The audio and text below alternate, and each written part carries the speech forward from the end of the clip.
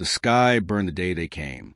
No warning, no grand declaration, just fire raining from the heavens, turning cities into charred skeletons.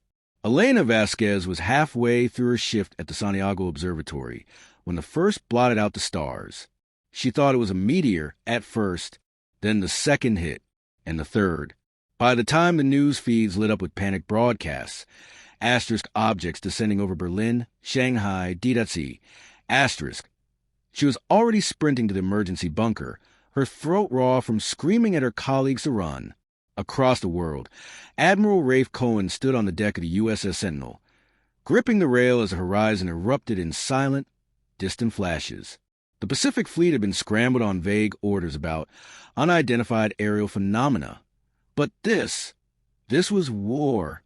His comms officer shouted over the rising wind, "Sir, NORAD's offline. Whatever's coming, it's jamming everything."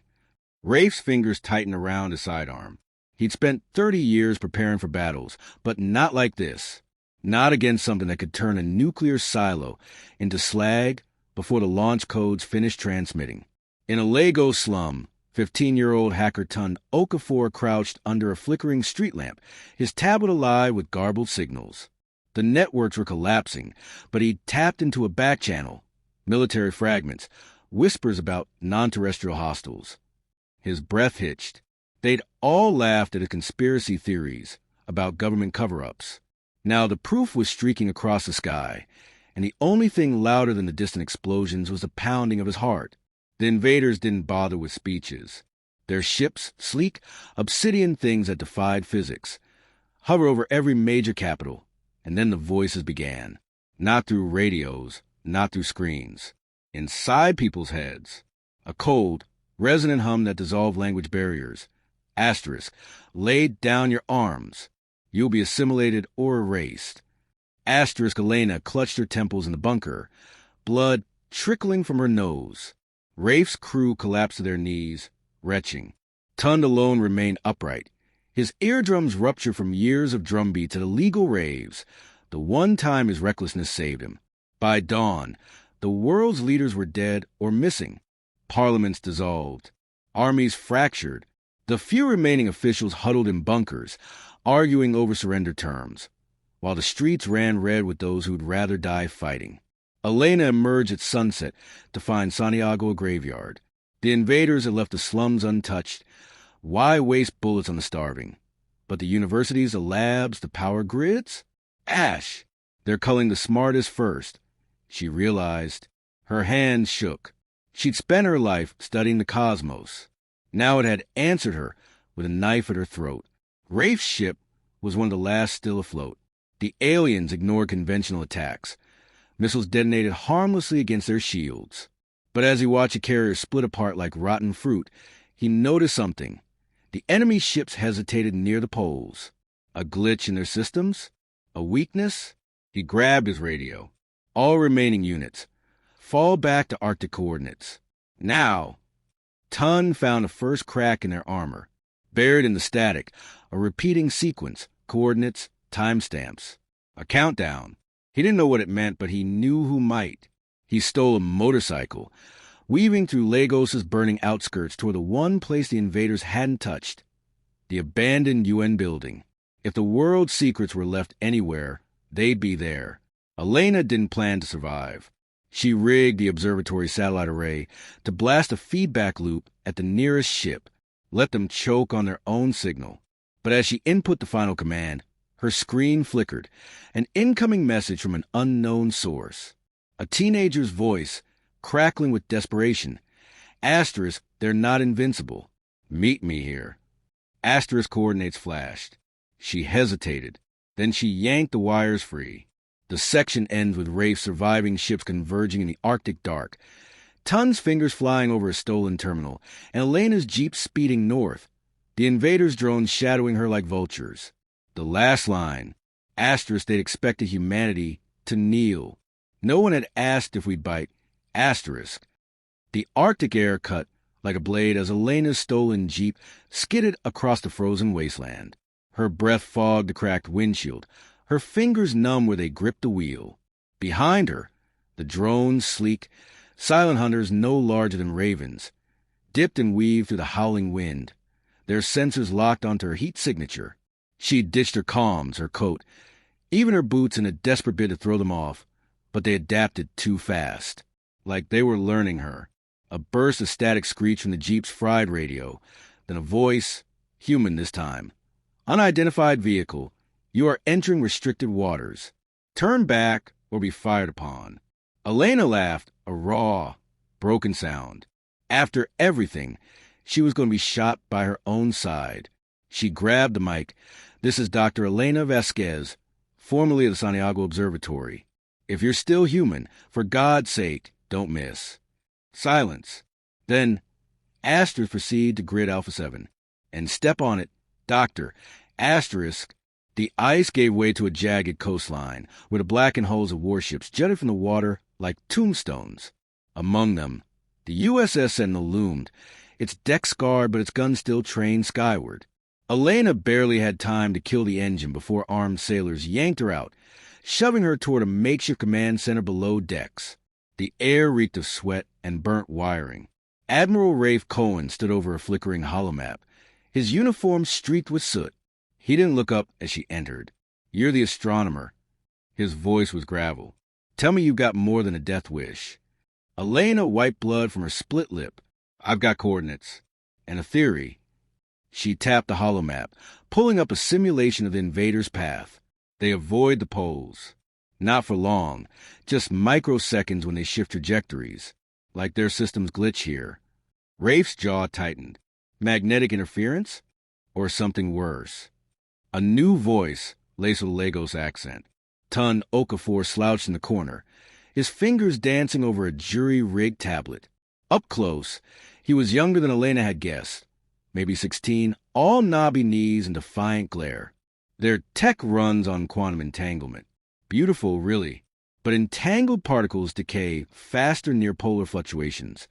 He tossed the tablet onto the table. It displayed a looping algorithm.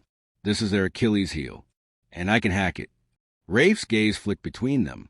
You're saying we can ground their ships. Temporarily, Elena warned.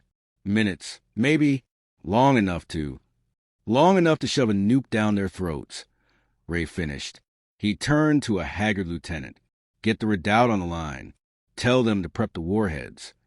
Tun's grin was all teeth. Oh, this will be fun. The plan was suicide. That much was clear when Elena found herself crammed into a submersible with Tund and a squad of Marines, the icy water pressing in around them. The redoubt, a retrofitted ballistic sub, lurked beneath the ice cap, their only source of firepower left. Above, Rafe's remaining ships played bait, drawing invaders into position. Tun's knee bounced against Elena's in the cramped space. You ever fired a torpedo before? Asterisk, no asterisk, she hissed.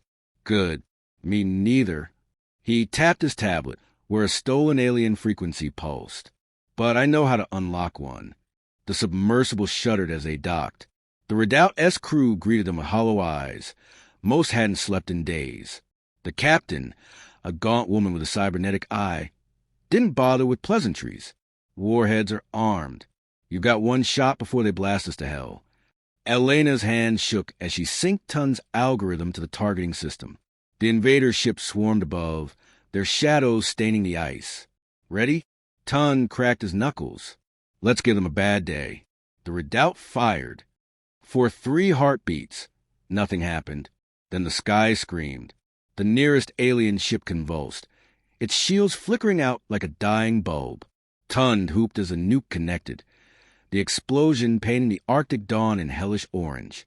But their triumph lasted exactly 4 seconds, because the other ships, dozens of them, pivoted in unison, their weapons charging, not toward the sub, toward Rafe's fleet. Elena's stomach dropped. They weren't fooled. They let us hit one. The Sentinel-S comms erupted in panic shouts. Rafe's voice cut through. All units, scatter. Too late. The invaders returned fire, and the world dissolved into white. Elena woke to the acrid stench of burning metal. The Redoubt's hull grown around her, half crushed by ice. Tun lay beside her, his arm bent at a sickening angle, but his fingers still clutched his tablet. The screen flickered with a single word. Run. Above them, through the shattered viewport, the invaders' ships descended, not to finish the job, to board. Want any tweaks? The first thing Elena registered was the silence. No alarms, no screams, just the creak of the redoubt, dying hull, and the rhythmic drip of seawater sliding down ruptured pipes. Then came the footsteps, not the heavy boots of rescuers, but something lighter, almost graceful, clicking against the metal like knives on bone. She grabbed Tun's collar and dragged him behind a shattered console. His breath came in ragged gasps, his broken arm cradled against his chest. "Don't move," she mouthed.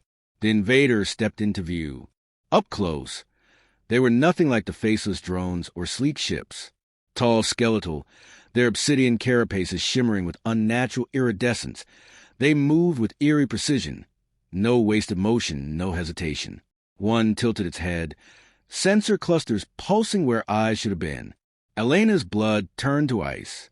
It was studying the wreckage, like a scientist dissecting a specimen. Tun's fingers dug into her wrist. His tablet lay abandoned near the invader's feet, its screen still flickering with his hacked algorithm. The lead alien bent, plucking it up with spindly appendages. A sound like grinding glass emitted from its torso. Asterisk laughter, asterisk, before it crushed the device to glittering dust. Then it spoke, not in their heads this time. Actual speech, synthesized through some nightmare vocal modulator. Clever, but insufficient. Elena's pulse roared in her ears. Asterisk had learned our language. Fast, asterisk. A marine lunged from the shadows, knife flashing. The alien didn't even turn. A whip-like limb lashed out, impaling the man through the throat. As he crumpled, the creature flicked gore from its claw and continued pacing. You will be catalogued. Your resistance has earned you consideration. Tun's whisper was barely audible. They're taking prisoners. Why? Elena had no answer. But when the aliens dragged survivors from the wreckage, Rafe among them, his face a mass of blood, she made her choice. She stood. The lead invader swiveled toward her. Ah, the astronomer. It knew her. How? You want knowledge? Elena forced her voice steady. Then take me. Leave the others. A pause. Then, no. The alien struck. Pain exploded across Elena's temple as she hit the deck. Through swimming vision, she saw Tun snatch a sidearm from a dead Marine. Asterisk bang. Asterisk. The bullet struck the invader's thorax. It staggered, a cracked spider webbing across its carapace. Black fluid oozed out. They bleed. For a heartbeat, the world hung suspended. Then the creature shrieked, a sound that tore at the air like claws on steel. Its companion surged forward. Just as the redoubt S-reactor exploded, the blast hurled Elena into darkness. She woke in chains. The cell was featureless, the walls humming with a low-frequency vibration that made her teeth ache. Across from her, Rafe slumped against the bars, his uniform stripped to a blood-stained undershirt. "Welcome to the zoo," he rasped. Elena's throat was sandpaper. Tunned. "Alive. For now." Rafe nodded to the next cell, where the kid lay unconscious, his arm crudely splinted. They're interested in him. Kept asking about his modifications. A chill crept down Elena's spine. The invaders had tech beyond human comprehension. Why care about a hacker's tricks? The answer came at dusk. The door hissed open, revealing a new figure, a humanoid swathed in a flowing biomechanical suit, its face obscured by a smooth mirror-like mask. It moved with the same predatory grace as the others, but when it spoke, its voice was disturbingly human. "You are Elena Vasquez." "Not a question. You study cosmic radiation patterns." She stiffened. "What do you want?" The mask retracted. Elena recoiled. Beneath it was a woman's face, or something shaped like one. Half her skull was fused with alien machinery, her remaining eye a vivid, unnatural blue. "We want," the hybrid said, "to show you why resistance is futile." She pressed a hand to the wall. The cell dissolved, replaced by a holographic starscape. A planet, asterisk Earth asterisk, orbited a dying sun. Your species is a statistical anomaly, the hybrid continued. You evolve too fast. You adapt. You contaminate. Asterisk, asterisk, the scene shifted. 1,000 worlds, each consumed by war, then silence. We prune the garden. You are the thorns. Rafe lunged, chains rattling. Bullshit. You're conquerors, not gardeners. The hybrid smiled. And yet you fight. Even now. A tremor shook the complex. Distant explosions. Tun's voice floated from the next cell, weak but grinning. Oops. Did I forget to mention, I also hacked their detention grid. The hybrids I widened, just as the power failed. The darkness didn't just swallow the light. It consumed sound, gravity, even the sensation of time. For 3 terrifying heartbeats, Elena hung suspended in the void. The hybrids mechanical, I the only flicker of illumination in the abyss. Then the emergency systems flared to life with a gut-churning whine, bathing the prison in pulsing crimson. The hybrid lunged, but Rafe was faster. His chains, weakened by Tun's sabotage, shattered as he drove his shoulder into her. The impact sent them both crashing to the floor, the hybrid's mask skittering across the floor like a discarded husk. Elena didn't wait. She snatched the mask and slammed it into the cell's locking mechanism. The bars hissed open just as the corridor outside erupted into chaos, shouting weapon fire, the screech of tearing metal. Tun staggered free, clutching his shattered arm, his grin wild. Told you I had a backup plan. You triggered a prison riot?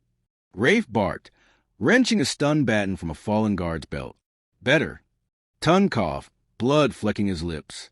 I found the others, the ones they took before us. The door exploded inward. A dozen figures surged through, not invaders, not soldiers, survivors.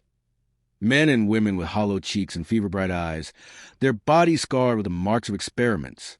At their head stood a wiry woman with a plasma burn across half her face, gripping a scavenged alien rifle. Admiral Cohen? Her voice was rough with disuse. We're here to finish what you started. Elena's breath caught. These were the first captives, the ones taken before the invasion even began. Test subjects, lab rats, and they'd been waiting for this moment. The hybrid stirred at their feet, her mechanical limbs twitching. Fools, she rasped. You think this changes anything? The wiry woman shot her in the head, without blinking. Yeah, we do. The prison complex was a nightmare of twisting corridors and throbbing organic tech, like the invaders had grown their fortress from some grotesque seed. The survivors moved with purpose, their stolen knowledge of the layout turning the maze into a weapon. Elena stayed close to Tun, her mind racing. The hybrid's words gnawed at her. Prune the garden. Were they just pests to be exterminated? Or something worse? A virus the universe was trying to purge? Rafe grabbed her arm at a junction, his grip iron. We need to split up. They're hurting us. He was right. The invaders weren't panicking. They were corralling, driving the escapees toward a dead end. Elena's stomach dropped. It's a trap. Tun wiped sweat from his brow. So we spring it. He nodded to a ventilation shaft. Too small for adults, but not for him. Give me 5 minutes. Rafe hesitated, then barked orders. The survivors fanned out, laying ambushes with stolen weapons. Elena pressed a scalpel from the infirmary into Tun's good hand. Don't die. He vanished into the ducts like a ghost. The ambush came exactly where predicted. Invaders flooded the chamber, their weapons humming with charged energy. The survivors fought like demons, but the outcome was inevitable until the lights died again. This time, the darkness was punctuated by screams. Alien screams. Elena crouched behind a shattered console, her ears ringing. Something was happening out there in the black. A skittering, a wet tearing. Then Tun's voice crackled over a scavenged comm. Asterisk, they don't like their own weapons turned against them. Asterisk. A shudder ran through the complex. The walls convulsed, the organic metal blistering as if in pain. The invaders faltered, their perfect coordination fracturing. Rafe roared the order. Asterisk now. Asterisk. The survivors attacked. They burst onto the prison's rooftop under a sky choked with smoke and dying ships. The invaders' fleet was in disarray, vessels colliding as their network systems failed. Tun stood at the edge, his good hand buried in a writhing mass of cables jacked directly into the complex's core. Blood dripped from his nose, his pupils blown wide with strain. "I'm in their mainframe," he gasped. "I can *HNGH*. Shut them all down. But I need—" Elena understood. She grabbed Rafe's arm. "The Sentinel, is it still out there?" His comm spat static, then a miracle. "Admiral? That you? Asterisk." Elena didn't let him answer. She snatched the device. "This is Dr. Vasquez. Target our position. Now." A beat. Then *I, Doctor, *. Tun laughed, wild and bright. "Tell them to aim for the fireworks." The first missile hit as the survivors evacuated. The second ignited the core. Elena watched from the fleeing dropship as the prison complex, and the invaders' crippled fleet above it, erupted into a sun-bright inferno. Tun slumped against her, barely conscious. Rafe stared at the flames, his face unreadable. It wasn't a victory. Not really. The invaders would come again, harder, angrier. But for the first time, they bled. And humanity? We'd just begun to fight.